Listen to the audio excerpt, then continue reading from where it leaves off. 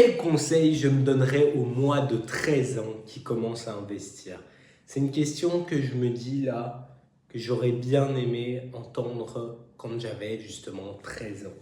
Alors un conseil, c'est fais abstraction de tes pertes, conserve et tu verras, de toute façon, tu n'as pas mis tous les œufs dans le même panier, donc tu ne perdras pas tout non plus. Enfin si, en fait, j'avais tout dans le même panier, mais dans ma tête, c'était quand même un peu diversifié, malgré que j'avais pas tellement d'actions différentes.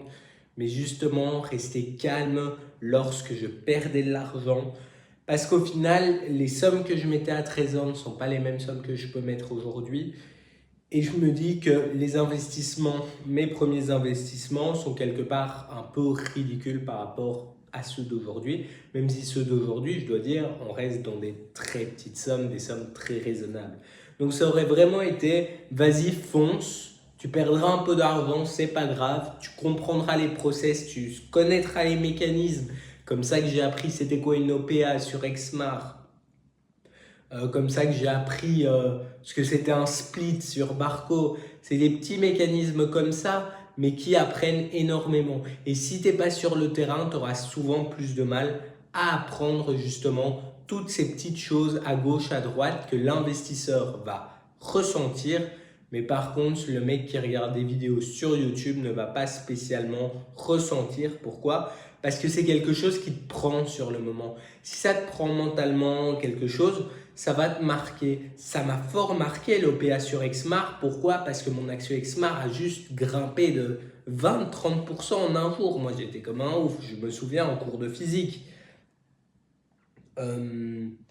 Donc, vraiment, essaye de relativiser. Dis-toi que c'est pas grave. Mais pour autant, ne perds pas ton intérêt là-dessus. Parce que c'est là-dessus que tu vas pouvoir arriver à construire quelque chose. Si tu es intéressé par quelque chose, tu vas pouvoir justement prendre ce qui est autour, construire quelque chose, commencer à appliquer ce que tu as compris, les leçons que tu en as tirées. Et donc ça, je dirais que c'est quelque chose de très important. Voilà, comme j'ai expliqué, il y a aussi parfois des dividendes où tu vas recevoir une action plutôt que des dividendes parce que c'était à ta préférence et tu as choisi de faire ça. Les taxations sur les dividendes, essaye au maximum d'aller chercher les infos. Et je vous avoue, j'ai fait chier des gens, hein.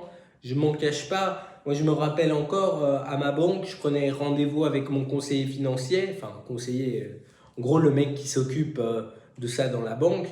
T'es pas un banquier privé, quoi. Mais, et je lui disais, voilà, j'aimerais comprendre ça, ça, ça. Ah, mais je lui cassais la tête, hein. Je lui cassais la tête. Mais maintenant, je sais de quoi je parle. Vraiment de quoi je parle. Et je l'ai appris comme ça via des vidéos YouTube. Maintenant, on a ChatGPT. J'avais pas de ChatGPT quand j'avais 13 ans. C'est des choses qui changent énormément. J'utilisais pas TradingView, j'utilisais pas Getkin, j'utilisais pas Google Finance, je sais même pas si ça existait à cette époque. Quand j'avais 13 ans, j'étais un petit enfant, c'était en 2020, même un peu avant. Peu avant, je crois que 2019, 2020.